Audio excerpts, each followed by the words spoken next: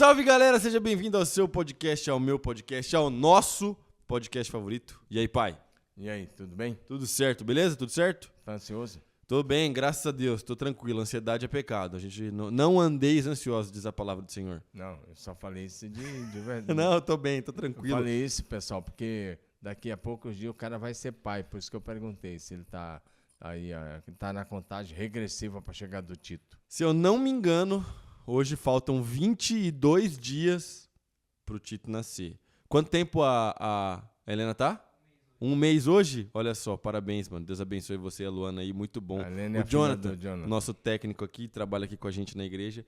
Ele tá com a filhinha de um mês em casa, já tá aí há um mês sem dormir. Muito bom, excelente, cara. Que bênção. Pai, pra quem você vai mandar um salve Hoje eu vou nesse mandar dia? pro nosso pessoal lá, amigos nossos lá de João Pessoa, na Paraíba, pastor André, todo o time lá, e também para o pastor Guto, que é o pastor de jovens lá da Igreja Batista Liberdade. Salve, pastor Guto. Tamo junto. Deus abençoe. Fiquei sabendo que você encontrou um amigo meu ontem, o Jacó Júnior, parceiro Jacó nosso. Júnior, de Maringá, filho do Jacó, né, claro. Pastor Jacó, que é uma excelente igreja, uma enorme igreja lá em Maringá. E o Jacó Júnior também vai um abraço. Abraço, Forte Jacó. abraço. Tamo Deus junto. abençoe. Deus te abençoe. Manda esse episódio aí pra todos os seus amigos. Tamo junto. Se você está no YouTube, se inscreva no canal, deixe seu like. Se você está no Spotify, compartilha com todo mundo, porque esse podcast é muito melhor que o podcast da Casa Abandonada. Você ouviu falar desse podcast, pai? Ah, não. Pois é, tem um podcast que tá em alta aí, é um podcast aí, o podcast da Casa Abandonada. Mas o nosso podcast é muito mais legal Mas do da que o da Casa Abandonada. Abandonada eu ouvi falar, aquela de São Paulo. É aquela isso casa mesmo. Que vale 12 milhões. de É, séries, essa parada aí né? mesmo. Essa parada aí mesmo. Mas o nosso podcast tem mais conteúdo e vai abençoar a sua vida. Posso ouvir um amém, igreja? Ô, glória. Olha só. Seguinte, pai. Hoje eu quero conversar com você um Ca- assunto... Ele comunica na hora que é o assunto. Vamos lá. Essa é a beleza do podcast aí, pai. Hoje eu quero conversar com você uma parada muito legal. É o seguinte. Com quantos anos você se tornou pastor? 25 anos. 25 anos. Tá. Certo? 25 anos. São quantos anos de ministério, então? Agora, se você diminuir, rapaz, você vai me entregar, Não né? tem problema, tá tudo Não, bem. mas aí não é ministério, porque meu primeiro ano eu não pastoreei. Primeiro ano eu ainda estava no seminário. Tá. Eu fui ordenado no meio do quarto ano, eu fiquei aquele segundo semestre todo lá. E aí o primeiro semestre eu fiquei mais trabalhando com jovens de 88. Eu conto para valer, pastoreando, a partir do mês de maio, ou junho ali, maio de 1988. Então Tá. eu estou 34 anos. 34 anos. 34 anos. Pergunta. Essa é a pergunta de R$1 milhão. Se liga, Joe. O que você gostaria que Domingos Jardim, de 34 anos atrás, soubesse que você sabe hoje, mas você não sabia na época? Eu gostaria, talvez, a nível de conhecimento teológico, acho que eu comecei até razoavelmente bem. Sim. É claro que eu era um bacharel em teologia, eu tinha um curso técnico de administração, mas a questão não era só isso. Eu gostaria que eu soubesse sobre o Espírito Santo. Eu Olha não aí, aprendi nada sobre o Espírito Santo. no Ou seminário. quase nada, nem no período da igreja, nem no Espírito Santo. Isso era uma matéria proibida para uma igreja conservadora. Proibida? Era falar de dons abertamente, falar do Espírito Santo abertamente, isso não se fazia. O seminário que você frequentou era cessacionista? Não.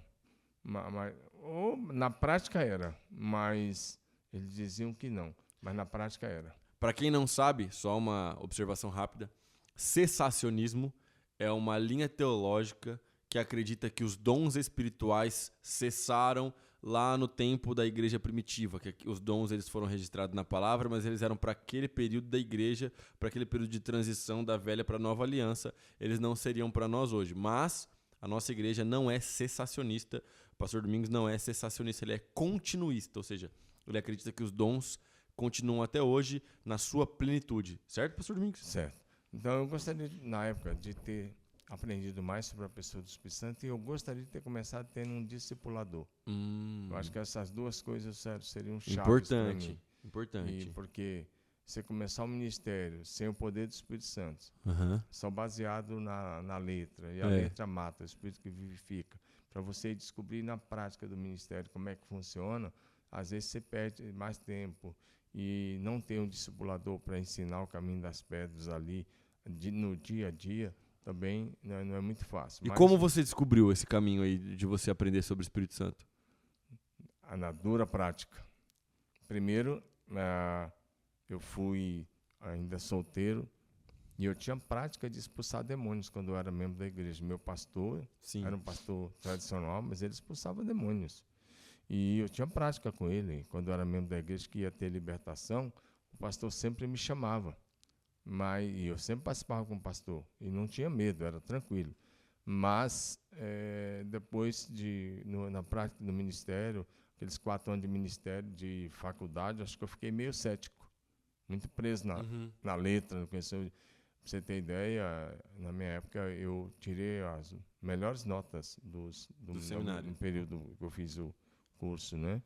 Eu tirei as melhores notas, eu fui um bom aluno, graças a Deus. Eu nem sabia, mas no dia da formatura me deram lá um presente, lá um prêmio lá, como aluno que tinha tirado as melhores notas, como bom aluno do seminário. Fui surpreendido, né? E nem estava fazendo para isso, ninguém nem sabia que isso ia acontecer. Claro, esforcei. Minha média foi sempre acima de 9, né? Eu só tenho uma matéria que foi abaixo de 9. As outras todas de 9 e 10. Você lembra qual matéria que era? Sei. Qual que era? Metodologia da pesquisa científica. Aí essa você tirou tipo 8,5. Acho que foi uns 7,5, 8 por aí. Porque eu não gostava do professor da matéria. Aí por causa de acabei não gostando da matéria, perdi uns trabalhos lá e eu deixei por fazer. Mas as outras todas foram acima de 9, eu tenho minhas médias muito boas. Aí você sai com a cabeça cheia, achando que você sabe alguma coisa, solteiro. Se você não tiver cuidado, você sai. É verdade, porque quando você começou a pastorear, você não era casado ainda, né? Não. Aí você sai solteiro, achando que... com a cabeça cheia de teologia, achando que você vai dar conta de tudo pelo seu conhecimento intelectual, e depois você descobre que não é bem assim. E aí foram 2 episódios. Um na área de expulsão, na área de libertação, que eu fiquei decepcionado comigo mesmo, porque eu deixei um possessão para trás. É mesmo? E... Quer contar essa história aí ou melhor não? Não. Não, mas não tem nenhum problema. Eu fui expulsar um demônio lá junto com um luterano, amigo meu. E o cara me chamou para ir com ele, eu fui lá numa casa. E era uma possessão meio misturada com loucura, porque o cara lutava capoeira, o possesso, e o cara jogou umas voadoras para cima de nós. É sério isso? É sério. Ele não acertou nós, mas quase que ele, um negócio muito sério. Ele queria dar umas bicudas em vocês. Por que era misturado com loucura? Porque de repente ele correu lá para dentro para pegar um facão. Aí diante de uma situação, o cara com o facão na mão, você vai ficar expulsando. E eu voltei para casa muito chateado naquela noite. Isso foi lá em Curitiba. E sozinho no quarto, orei bastante. O cara foi pegar um facão jogando capoeira, Joe. Imagina a cena. O cara com o facão na mão e a gente ali só com a Bíblia na mão. Como é que você vai ficar fazendo? Nós saímos da casa. E eu confesso que eu voltei muito, muito decepcionado com aquela situação. E comigo mesmo. E não com meu amigo, né? Um pastor muito jóia lá. Ele estava vivendo um avivamento. Luterano vivendo um avivamento lá em Curitiba. Massa. E na semana seguinte eu levei um baque ainda maior, que eu fui visitar uma polaca, uma irmã membro da igreja lá no Bom Retiro, e ela estava com câncer, uma situação já bem avançada, né? Estava na própria casa dela, e ela falou assim para mim: pastor Domingos, eu gosto muito de você, eu gosto muito da nossa igreja, era a Igreja Batista do Bom Retiro, que eu era pastor lá na época. Ela disse: mas domingo que vem eu vou na Igreja Batista Sião, e ela falou o nome do pastor. Ele é amigo meu até hoje, pastor José Soares. E ela falou assim: porque ele crê em cura física. O que ela estava me dizendo? Você não crê. Eu gosto da igreja, gosto de você, mas você não crê, eu vou na outra igreja. Eu vou onde crê, porque eu quero oração. Ela já estava numa fase que os remédios não estavam mais fazendo efeito. E ela está dizendo: se não houver um milagre, eu vou morrer. O meu pastor não ora por cura. O que eu vou fazer? Vou atrás de quem ora. Caramba. Aí eu voltei para casa. Essa experiência é imagina, 2 baques, um na semana, um tipo na sexta, outro na segunda. Essa experiência é pegada. Aí eu fui atrás desse pastor. Foi na mesma semana? Uns 4 dias de diferença de um para outro. Um no fim de semana, outro no começo de semana. Então eu fui atrás do pastor José Soares no dia seguinte. Liguei para ele naquele dia, pedi para falar com ele e sentei com ele, com muita humildade. E falei, cara, me ensina sobre cura física. Porque também essas coisas não se falavam no seminário. Uhum. E aí eles falavam que tudo isso tinha passado, aquelas coisas todas que você já falou do sensacionismo. Então ele gastou a manhã toda explicando. Que da hora. Mim, explicando. Deus abençoe, pastor José, tamo junto.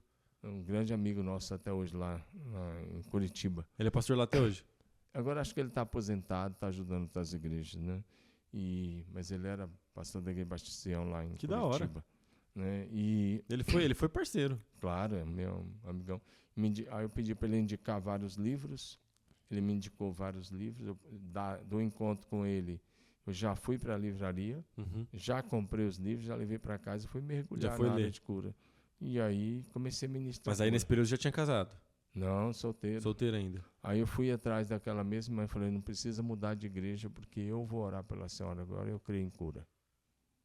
Então aí Deus começou a fazer as coisas. Glória a Deus. Aí começamos a entrar. Aí eu fui estudar no mestrado lá em Viçosa, na época lá no SEM. Eu nem terminei esse mestrado lá, porque na época você nasceu, sua mãe adoeceu.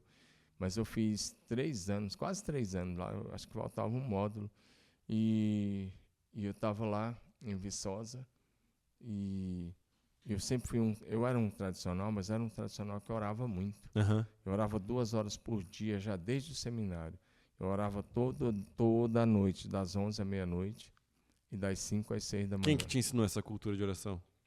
Fui obrigado a aprender, porque a primeira da manhã era assim, a lei do seminário. Se não orasse das 5 às 6 lá da manhã, não tomava café da manhã. Para tomar café você tinha que orar. Não, mas não era por causa do café, não, é brincadeira. Sim. Não, eu falei errado. Se não fosse no culto das 6 da manhã, não tomava café. Ah, tá, tinha que ir no culto das 6. Mas orar era a decisão minha. Sim. Eu queria orar. Então eu orava das 5 às 6, das 11 à meia-noite, 2 horas de oração. E eu mantinha isso. Eu orava de madrugada, eu orava das 3 da manhã às 4h30, das 3 às 5, praticamente toda noite. Da hora. Eu era um cara que orava, mas eu não tinha a experiência do poder do Espírito Santo. Nesse período do mestrado, que foi em 90, 91 e 92, não, 91, 92, 93, que você nasceu, eu estava no mestrado. Sim. Então, o que acontece, um dos módulos lá, eu não me lembro qual foi o ano direito, eu tinha saído de um período de 21 dias de jejum e oração só na água. Eu fiz 5 dias direto, total, e fiz 21 dias de jejum. Aí, depois de 21 dias, eu fui para lá. Eu estava buscando muito, muito, muito. Eu enfrentava muitas batalhas espirituais. O bairro que eu estava tinha a sede da Federação Espírita, tinha tantas coisas. E eu enfrentava muitas batalhas, eu precisava crescer muito.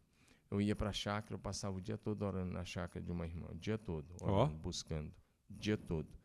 E orava das 3 às 4h30, ou às 3 às 5, eu já estava casado, já tinha Renata, você nasceu no período que eu estava no módulo do mestrado. Enfim, resolvemos fazer um dia de jejum e oração lá no SEM, e nesse dia, olha o trio, um pastor assembleano lá do Piauí, o nome dele é Expedito. Massa. Abraço, pastor Expedito, grande homem de Deus. Um presbiteriano do Brasil chamado de Gilas, que tinha sido roqueiro. Esse presbiteriano do Brasil orava 5 horas por dia. Que da hora. Esse cara aqui era o único pastor do Piauí na época fazendo um mestrado, o Expedito. Olha. Assembleano. Agora, um assembleano, um batista e um presbiteriano do Brasil. Que da hora. Essa trinca aí é diferenciada. E nós passamos o dia todo orando. Nós nos ajoelhamos 10 e pouco da manhã, levantamos às 3 da tarde, sem levantar, só orando. E orando, e orando, e orando. E depois, nós subimos o monte, em frente ao SEM, é um monte bem íngreme, cheio de eucalipto. O SEM fica no campus da Universidade Federal de Viçosa, Minas Gerais. Fica dentro do campus. E nós subimos e começamos a orar. E aí o Expedito estava aqui sentado à minha direita, porque era muito íngreme, tinha que ficar sentado, não dá para ajoelhar. O Expedito sentado no chão, com a mão assim, destrambelhado, falando em línguas meio para valer, imagina. O Expedito era assembleiano. Assembleiano. Então ele já tinha o hábito. Aí muito, né? E o Digilas, que é esse que estava aqui à minha esquerda, começando... O presbiteriano do Brasil tendo uma visão de anjo. Olha só. Ele viu o anjo e ele começa a dizer, eu estou vendo um anjo, ele é gigante, ele é isso, o rosto dele é como o rosto de um Caramba, que interessante. E ele falou, e ele começou a descrever o que ia acontecer em Brasília. Foi o ano da cassação do ex-presidente Collor. Sério? E nós estávamos em fevereiro daquele ano, eu não lembro se era 91 ou 92, acho que era 92. Ou era 93, sei lá. E o anjo entregou a mensagem para ele. O anjo falando tudo com ele que ia acontecer. E ele falando para vocês. Ele falando, vai acontecer um problema seríssimo em Brasília, vai ter um problema no Palácio do Planalto, vai ter um problema com o presidente, isso. A gente Caramba, em cima pai. do monte. Fevereiro daquele ano. Caramba. Um negócio muito forte. E eu, o pentecostal, o Digilas vendo o anjo, o outro destrambelhado falando, imagina um pentecostal. E você no meio dos dois. E eu tava perdendo pra mula de Balaão. Não tava... Até a mula viu o anjo, mano. Até a mula viu o anjo 3 vezes, o profeta que não viu. Eu não tava nem falando em língua e nem vendo nada. Então, mas eu tava buscando. Tava buscando, Deus tava vendo, tava buscando. O tempo de oração todos esses anos. Sim. E o jejum e tudo. Então, eu gritei bem alto. Você nunca me contou essa história, cara. E aí, eu gritei bem alto em cima do monte. Isso era de tarde, 4 horas da tarde. Se o Senhor está nesse lugar, manda um raio na minha cabeça agora. Eu nem fechei a boca e Deus rasgou o céu e mandou um raio na minha cabeça. Então eu fui literal. Não é um raio como esse raio aí que mata, não. Sim, foi tipo a luz de Deus. Não, tipo não. A luz de Deus, né? Presença do Senhor Espírito Santo. De verdade, foi como um raio que parte o céu e bate. Eu fui eletrocutado, então era como se passasse pelo meu corpo uma energia do tipo assim, 10.000 volts. Caramba! E isso durou mais ou menos uma hora e pouco. Então, chegou um momento que eu sabia só de uma coisa, que eu ia morrer. Que se Deus não tirasse a mão, eu iria morrer. Então, me lembrei da experiência de Moody e fiz a mesma oração. Se o Senhor não tirar a tua mão sobre mim, eu morro. Eu não aguento mais, eu vou morrer. Né? Ali foi o meu batismo com o Espírito Santo, foi um negócio sobrenatural. E aí a experiência foi diminuindo, e aí deu 5 horas, 5:30, 6 horas, e eles falaram, Domingos, vamos, eu não levantava, eu não tinha o que fazer. Eles já tinham levantado. Já. Para quem só um parênteses, para quem se assusta, mas assim, quando a gente tem experiência com Deus profunda, é muito comum e é bíblico na realidade essa sensação, esse temor, esse sentimento quase de, eu não sei qual palavra usar sem ficar muito assustador, mas assim, quando você pega, por exemplo, a experiência do próprio Isaías no capítulo 6, quando ele percebe quem é Deus e quem ele tá tendo uma experiência de temor misturado com pavor, misturado com respeito com o que está acontecendo, porque quando a gente tem uma experiência muito profunda com Deus, pessoal, realmente é algo assim que gera um sentimento de como assim, eu vou morrer, entendeu? E na realidade o próprio Deus fala isso. A presença da santidade de Deus. O próprio Deus fala isso, por exemplo, para Moisés. Quando ele se encontra com Moisés e Moisés está pedindo mais, ele fala, não posso te mostrar mais, porque ninguém pode ver mais do que o que você quer ver aí e continuar vivo. Então, na realidade, isso é algo bem bíblico, na verdade, que o pastor Domingos está contando. Então, a questão da luz, o Paulo, na conversão, ele viu uma luz que era mais forte que o sol. Sim, quando brilha, ele ficou cego. Então, isso aconteceu. Agora, é uma experiência, Sim. Né? Aí, eles me carregaram. Eu não tinha junta, eu não conseguia pisar, não conseguia levantar. Aí o Digilas, ele é fortão, faz muitos anos que eu não vejo ele, não sei. Ele estava se preparando na época a ser missionário na Argentina. e o Expedito era pastor no Piauí. Então, nunca mais, a gente acaba perdendo os contatos, né? E aí o que acontece? O Digilas grandão, fortão, meteu o ombro dele embaixo do meu ombro, passou o braço em mim, o Expedito meteu o ombro do lado direito, passou o braço, e eles me levaram assim até o seminário. Até o 100, né, que era onde nós estudávamos, tinha um alojamento, eles me colocaram na cama, eles tomaram um banho e eles foram embora para o culto, que já ia começar o culto, das 19h30, eles foram para o culto. Eu fiquei ali e eu comecei a questionar Deus, porque eu era um pastor batista, eu era presidente da Ordem dos Pastores Batistas lá de Curitiba, da Grande Curitiba. Sim. Eu era vice-presidente da Ordem dos Pastores Batistas do Paraná, então, a nível de estado, e aí eu comecei a perguntar a Deus o que aconteceu. E aí ele falou, você não falou comigo que o vaso estava na mão do oleiro? O oleiro faz com o vaso o que ele bem quiser. E aí ele me deu o texto de Jeremias 18. Eu falei, tudo bem, mas então por que eu fiquei sem força? Por que eu fiquei desse jeito? Por que eu caí? E aí ele falou assim, abre lá em Daniel. Quando Daniel 10, ele tem um encontro com o Senhor, e ele fala que ele desmaiou. Sim. Ele apagou, ele desmaiou. Aí eu abri e falou, olha aí. Aí ele foi me levando para os textos, não só de Daniel, tem mas a inauguração lá, do templo na também. inauguração do templo, que o sacerdote podia ficar de pé, Daniel, Mateus 17, quando o pai bradou, os discípulos caíram por terra. Todo mundo caiu. Apocalipse 1, quando João ouve a voz de Jesus, ele cai, ele apaga. Ele diz, não ficou nenhuma força em mim. Apocalipse 1. Aí Jesus toca nele, ele levanta. Sim. E aí ele me confortou com os textos, falou, é isso que você queria, tá aí os textos.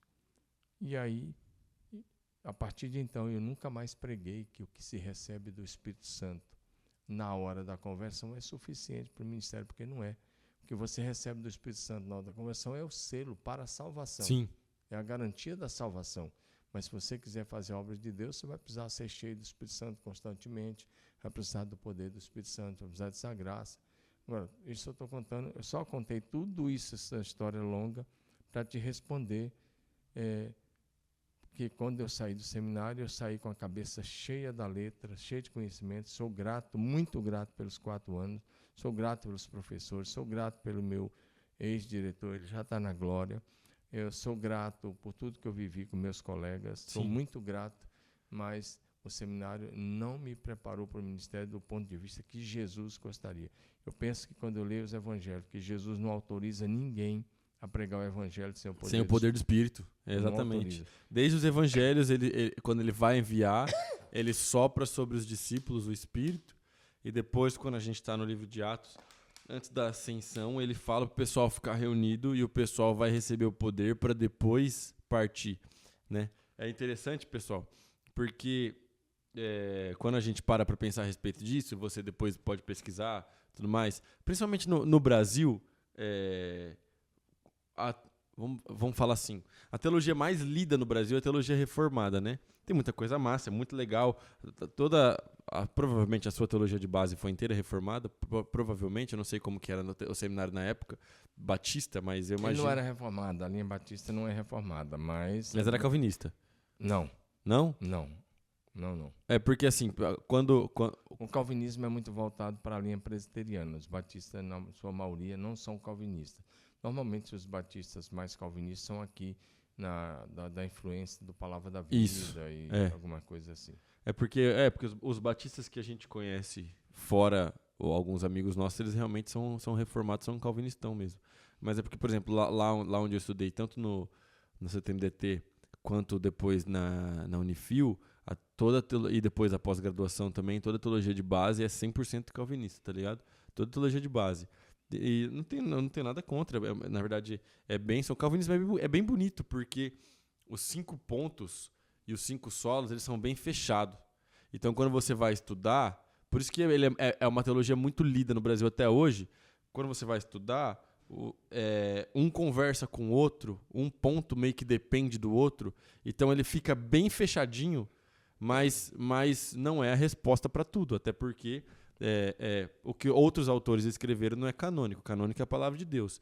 Então, por que eu estou falando isso? Porque daí essa galera vai dizer que Não, a gente tem a experiência com o Espírito somente quando você se converte e depois a gente não precisa mais disso. Só que quando você sai desse âmbito calvinista reformado, não estou falando aqui que a teologia dos caras não serve para nada, mas quando você sai desse âmbito e você vai ler outros tipos de autores, outros escritores de teologia, aí você vai ver que existe de fato essa linha, e para mim é o que faz mais sentido, que realmente você tem uma experiência com o Espírito na sua conversão, porque é impossível alguém se converter sem a ação do Espírito Santo, mas após a sua conversão, é extremamente importante que você tenha experiência com o Espírito, entendeu? Aí você tem vários exemplos de gente salva tendo experiência com o Espírito. Você tem, por exemplo, o Pedro já era salvo, mas para que ele entendesse que Deus queria que houvesse uma ação de conversão e de derramar do Espírito sobre os gentios, Deus dá uma visão para Pedro. Então, só voltando lá nesse ponto, então, vamos só voltar nessa questão do Espírito que o Davi está falando.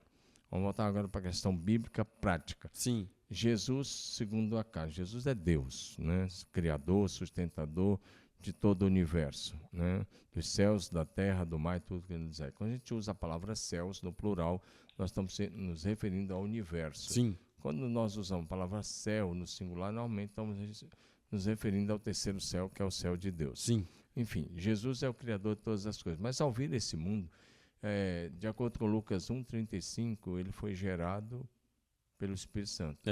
E de acordo também com Mateus 1, verso 18 em diante, quando o anjo fala com José, não tema receber Maria tua mulher, porque o que nela foi gerado é do Espírito Santo.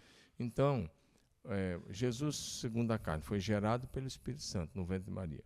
Jesus foi nascido do Espírito Santo. Sim. Jesus cresceu na dependência do Espírito Santo. Lá no batismo, o Espírito Santo veio sobre Jesus e pousou e permaneceu sobre ele. Mas em Lucas 4:1 a gente lê assim, Jesus cheio do Espírito Santo. Ou seja, Jesus cheio do Espírito Santo ainda não foi pregar o Evangelho. Jesus cheio do Espírito Santo foi orar. Eu penso que um cristão cheio do Espírito Santo está pronto para começar a orar, não para começar a pregar. E a razão porque muitas vezes os nossos líderes de célula não multiplicam, o que falta é essa experiência com o batismo de poder do Espírito Santo. Então, o que acontece? E muitas igrejas não crescem porque o pastor não busca isso. Ou não foi ensinado isso, ou tem medo de buscar isso e ser queimado na sua denominação. Sim. Porque para ver isso a gente tem que fazer algumas escolhas. E uma delas é saber que muita gente talvez não vai concordar com você, mas esse é o caminho bíblico. Então, Jesus, cheio do Espírito Santo, foi para os 40 dias de jejum e oração. Ele fica 40 dias. Depois de 40 dias, Lucas 4,14, o Lucas registra assim, Jesus, no poder do Espírito Santo, foi para Galiléia. Aí sim ele começou a pregar. E aí, Lucas 4,18, o próprio Jesus vai falar da unção do Espírito Santo, dizendo, o Espírito do Senhor está sobre mim. Sim. Lucas 4:18-19. Agora, vamos pegar os apóstolos. Eles andaram com Jesus 3 anos, e alguns talvez 3 anos e meio, os primeiros. E aí, depois de ter pregado, de ter visto todos os milagres, escutado os ensinos de Jesus 24 horas por dia, ali, conviver com Jesus 24 horas por dia, escutado os ensinos, esses caras viram milhares de milagres, não foi centenas, milhares, centenas, às vezes eles viram num dia. Era muita coisa. João diz que Jesus fez tanta coisa que os livros... não caberia no livro, no mundo inteiro não ia caber os livros. O mundo inteiro não ia caber os livros que seriam escritos. É a hipérbole que João vai usar para dizer os milhares de coisas. Eles viram tudo isso, mas não estavam prontos para pregar. Sim. Olha o que está em Lucas 24:49. Jesus diz, permaneçam na cidade até que do alto vocês sejam revestidos de poder. Ou seja, Jesus está dizendo, vocês conviveram comigo 3 anos ou 3 anos e meio. Vocês viram tudo que foi ensino, milagre, você mais... não estão prontos ainda. E eles eram salvos. Como é que a gente sabe que eles eram salvos? Lucas 10, verso 20, Jesus diz assim, 19, Jesus fala que tinha dado autoridade sobre Satanás e seus demônios. E no verso 20, Jesus diz assim, alegre, não porque os demônios estão submissos a vocês, mas porque o nome de vocês está escrito no céu. Na oração de Jesus também, antes de ir para a cruz, ele também fala que eles eram aqueles que o Pai havia os dado, né? Então, com certeza, eles eram salvos. Se o nome está no livro da vida, então está salvo. Está salvo. E garantido eternamente. Sim. Agora, os caras eram salvos, tinha o nome no livro da vida, estava tudo certo, mas Jesus não autorizou pregar sem o poder. E aí, Atos 1:8, ele reafirma: recebereis poder ao descer sobre vós o Espírito Santo. Então, vocês vão ser testemunhas em Jerusalém, Judéia, Samaria, até os confins da terra. E em Atos 2, o poder vem. O batismo acontece. Atos 2, de 1 a 4. Então, aí é que Pedro se levanta. Sim. É aí que começa a pregar. Então, o próprio Jesus e os apóstolos seguiram esse modelo de um batismo e vários enchimentos. E um batismo e quantos enchimentos você quiser. Por exemplo, eu tive aquele batismo lá. Mas aquilo lá, se eu não alimentar isso diariamente, não faz nenhum sentido. Sim. Então, de que, você foi cheio lá, sim. E hoje? Se eu não buscar, né? Até os meninos brincaram, falaram, que hora que você levantou? Eu levantei 5 e pouco da manhã e fiquei orando. Né? Quando está frio, eu fico orando sentadinho ali mesmo na cama, do lado da Rosângela. Quando está mais tranquilo, eu levanto e vou orar. Eu tenho que E esse buscar, pessoal, não tem nada a ver com salvação. Não é que ele está buscando ser salvo. Ele está buscando enchimento com o Espírito Santo, com plenitude. Poder. Não tem nada a ver. Salvação é salvação. É outro assunto. A gente Então, pode gravar um podcast sobre salvação. Não estamos aqui falando da doutrina da salvação, mas do poder do Espírito Santo. Sim. E tudo isso está dentro da primeira pergunta que ele falou, o que você mudaria? Uhum. Eu queria ter tido experiência com o Espírito Santo muito cedo. E eu queria ter tido um discipulador desde cedo. E eu te pergunto isso, pai, exatamente por quê? Porque por liderar, você falou muito a respeito de ministério, mas quando a gente fala sobre pregação do evangelho, isso fica me fazendo pensar bastante. Por quê? Porque, na realidade, para a gente viver coisas que a gente gostaria de viver, que a gente anuncia, que a gente quer viver, precisa haver essa consciência de poder do Espírito, né? Eu preguei um sermão sábado passado para falar exatamente sobre isso. Sobre que, para a gente viver as coisas que Deus quer que a gente viva, tem que haver um equilíbrio entre poder de Deus e conhecimento da palavra. Hoje, eu percebo que muitas vezes o pessoal, principalmente a galera mais nova, acaba escolhendo um lado. Então, eu sou um cara que gosto mais de estudar, sou um cara que gosta mais dos livros, sou um cara que gosta mais da parte teórica. Enquanto tem uma outra galera que fala, não, eu sou mais da oração, eu sou mais do fogo, eu sou mais da parada, só que aí essa galera normalmente, falo da galera que eu cuido, tá? Normalmente já não é uma galera que lê tanto, ou quando vai ler, só lê sobre isso, lê sempre sobre os mesmos assuntos e não busca outros assuntos. Então, eu botei até o Harold me ajudou, salve Harold. A gente botou um slackline, tipo uma corda bamba, um slackline no palco, assim, para falar exatamente que tem que haver um equilíbrio, sabe? E esse conhecimento do poder de Deus. E por que eu falei sobre isso? Claro, eu não tenho o tempo de ministério que você tem, mas é porque eu contei essa história, eu vou contar aqui no podcast também. Lá quando eu morava lá em BH, Belo Horizonte é uma cidade porque é uma bênção. E é uma cidade que foi um berço de muita coisa que a gente poderia chamar de avivamento. Sim, hoje. Foi foco de avivamento. Eu acho, você não acha, Sim. pai? Desde a Rosalia Appleby. Cara, Começou a Lagoinha. A irmã Rosali que plantou a Igreja Batista da Lagoinha. Mas a gente tem, por exemplo, o Diante do Trono. O Diante do Trono mudou a história do Brasil. Sim. Se a gente vai falar de história recente do Brasil, gente que reuniu milhões de pessoas em torno da fé, a gente tem que falar de Diante do Trono. Claro. Não tem como não falar. Não tem então, como. Os Ana caras... Paula Valadão e todo o time, com toda certeza, promoveram, não só em BH, mas no Brasil, um avivamento de adoração. Um avivamento de adoração. E a gente estava lá no meio, né? Fruto de tudo isso que aconteceu ali no início dos anos 2000, né? A escola que eu estudei, aquelas pessoas e tudo mais. Só que, dentro de tanta coisa boa que aconteceu ali em BH, também tinha muito exagero. Aí eu contei uma experiência que uma vez a gente estava num culto, a Jamila viu isso. A gente estava num culto e minha irmã encheu um balde de água, pegou uma bandeira do Brasil, mergulhou a bandeira no balde, falou que estava lavando os pecados do Brasil e ela ficou mergulhando na bandeira do balde. E aí tinha um rapaz da nossa turma que ele era o mais pentecostal possível, né? Eu nunca conheci um ser humano tão pentecostal quanto ele, mas é um homem de Deus, um cara, Sim. Um cara benção, tá servindo a igreja até hoje, tá firme, ele tá até crente, voltou pra igreja dele, prega o evangelho, o cara é homem de Deus. E aí a irmã pegou a bandeira do Brasil molhada, encharcada, bandeira grande que tinha lá na escola, bandeirão mesmo assim, sabe? pegou aquela bandeira encharcada e arremessou a bandeira no peito dele, cara. Aquele negócio pesado, jogou ele pra trás. E aí ele caiu, aquela parada toda e tal, não sei o que. E aí, pai? Pô, beleza, a gente sempre acreditou em dons do Espírito aqui na igreja, a gente sempre viu. Mas aquela parada foi, pra mim, foi tipo, cara, acho que essa galera tá passando um pouco. Não tô falando que a experiência não foi de Deus, nem nada. Tô falando como eu me senti na época, ok? Não tô falando nada disso. Aquela mulher era uma mulher de Deus e aquele irmão também é um cara de Deus até hoje, eu acompanho ele. Mas o que acontece? Eu fiquei, tipo assim, completamente bloqueado. E aí, isso foi 2015, cara. Eu fiquei 2015, 2016, praticamente 100% bloqueado. Tive poucas experiências com Deus, assim. Tive uma experiência num congresso lá, do One Thing, com a galera lá da casa de oração e tudo mais, mas fora isso, assim, minhas experiências com Deus, elas foram mais minhas, mais de oração, com meus irmãos, lendo a Bíblia e tal, não sei o quê, beleza. Quando eu voltei pra cá, pra Marília, eu contei isso na pregação. Quando eu voltei pra cá, pra Marília, aconteceu uma parada. Alguém deve ter tentado entrar aqui que esqueceu. Mas enfim, vou seguir. Quando eu voltei pra Marília, eu lembro que eu comecei a liderar os adolescentes. E aí um dia você assistiu uma pregação minha. Acho que você nem vai lembrar dessa parada. Um dia você assistiu uma pregação minha. E aí você me chamou na sua sala, lá na 9 de julho ainda. Você me chamou na sua sala e você falou pra mim assim, não é assim. Se você continuar pregando desse jeito e ensinando dessa forma, não vai pra frente, porque você precisa falar sobre o Espírito, falar sobre unção, falar sobre o poder do Espírito. Você lembra dessa conversa nossa?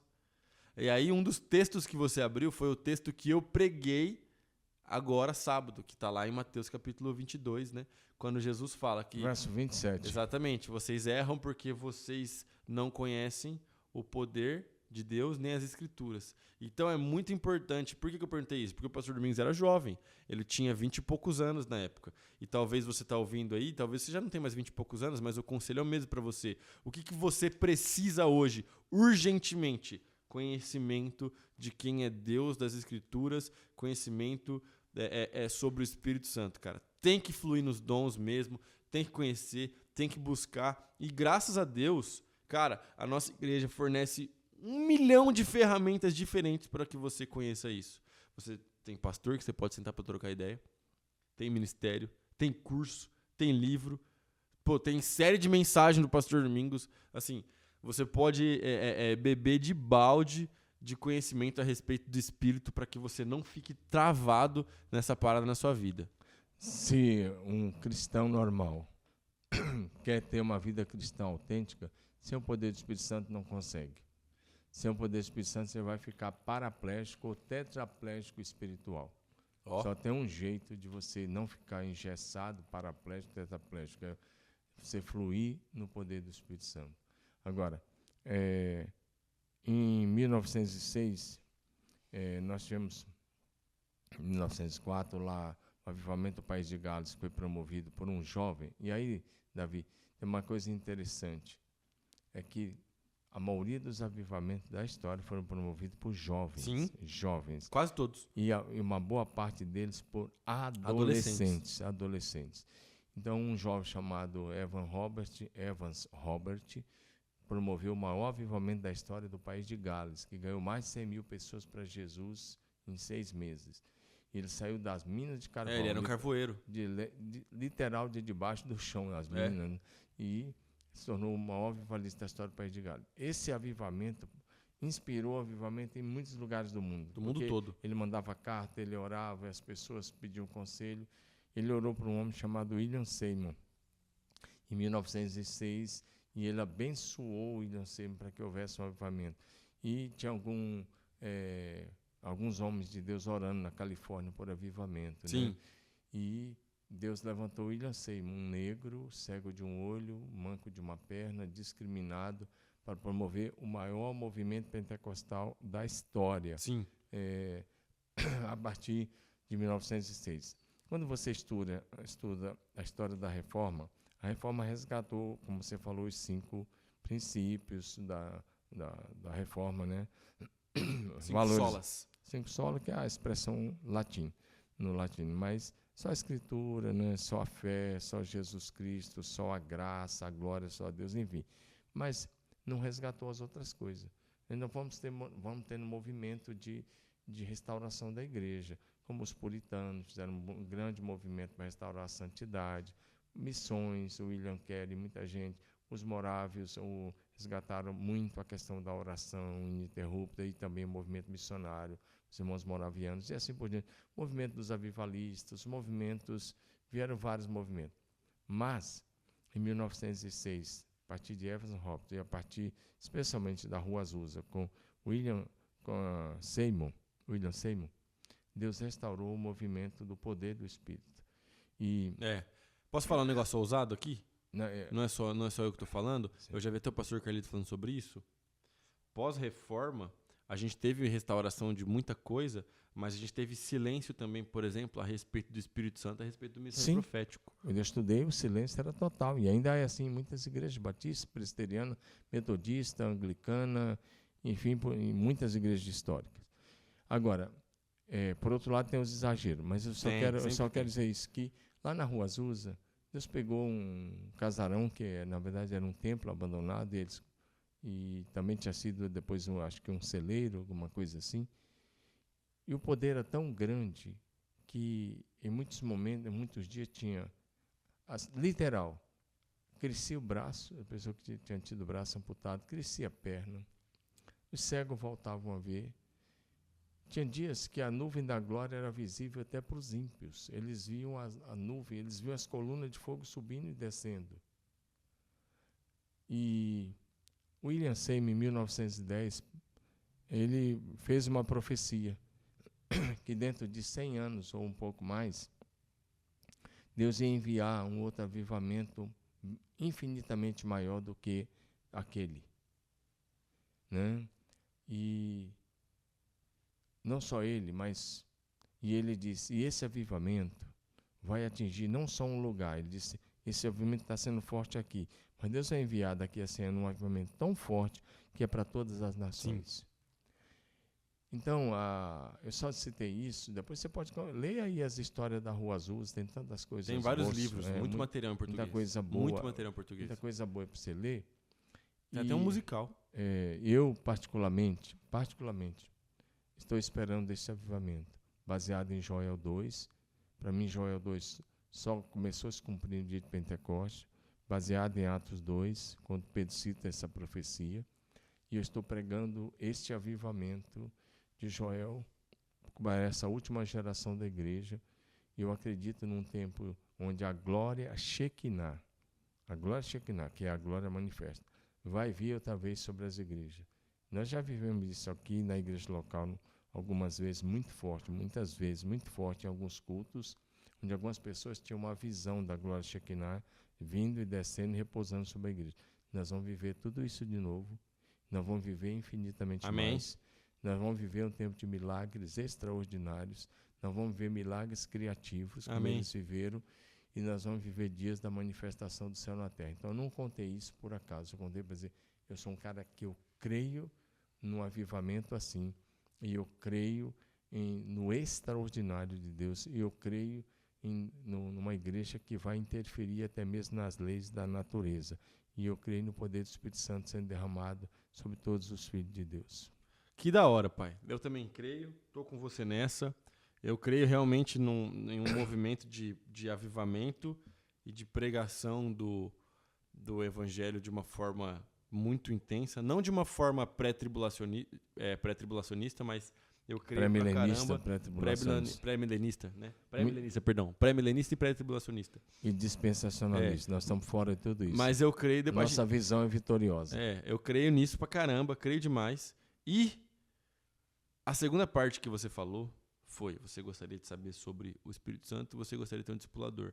A parte do discipulado vai ficar para a semana que vem. Isso. Parte 2 do nosso episódio. Então, essa pergunta, ela segue sendo respondida no episódio que vem. Hoje a gente já tem aí, de verdade, tem muita informação para você ouvir esse podcast, ouvir de novo, anotar os textos que foram citados, as referências que foram faladas aqui, as histórias que você ouviu, de verdade. Envia esse podcast para todos os seus amigos, conta para todo mundo, porque é muito importante que você e seus amigos saibam que você precisa conhecer o Espírito, fluir nos dons de maneira bíblica, de maneira séria. Só encerrando dizendo, nós estamos no limiar, ou seja, nós estamos muito próximo do maior derramamento do Espírito Santo de todos os tempos. Creia nisso. A história da igreja não vai se encerrar com o caos. A igreja não caminha para o caos, para a catástrofe. A igreja termina vencendo. A igreja caminha para a glória e a igreja vai terminar triunfando. A história da igreja se encerrará com o triunfo de Jesus Cristo e todos os seus servos fiéis. Quer saber mais sobre isso de forma escatológica? Adquira o livro Apocalipse, o Tempo do Fim Chegou, da Editora Vida, autor Pastor Min Jardim. Você pode comprar no site da Editora Vida, você pode comprar aqui na nossa livraria. Aí você pode procurar a gente. O livro tá maneiraço, eu já li o meu, tá legal pra caramba. Agora, no segundo semestre vai vir um outro livro sobre o assunto de hoje. É? Sobre o Espírito Santo? Claro, tá pronto. Qual é o nome do livro? Movidos pelo Espírito Santo. Olha aí, rapaz, esse vai ser da hora. Pode falar o mês do lançamento? Eu estou segurando aí para ver se eu não quero lançar muito próximo, desse que ainda está no lançamento, né? Uhum. Eu estava pensando em setembro, mas talvez eu deixe para novembro. Tá bom. Até a imersão de novembro ele Até novembro o livro sai. Sai dois. Tranquilo. Sai beleza. 2. 2 livros. Um é sobre o Espírito Santo. Certo. Outro é sobre família. Legal, interessantíssimo. Olha aí. Do Espírito Santo, você pode falar quantas páginas mais ou menos ele vai ter ou ainda não? São as 340. Não é qualquer livro, não. Bom, tem conteúdo aí. 340 tá bom. Legal. Mínimo, tem que botar o povo para ler mesmo, é isso aí. 340, mesmo tamanho. Esse do Apocalipse tem 346, eu acho, 344. E esse sobre o Espírito Santo vai ser no mínimo 340. Muito bom, excelente. Tamo junto demais. Que Deus te abençoe. Fica firme com Jesus. É nóis. Um forte abraço. Seja cheio do Espírito Santo.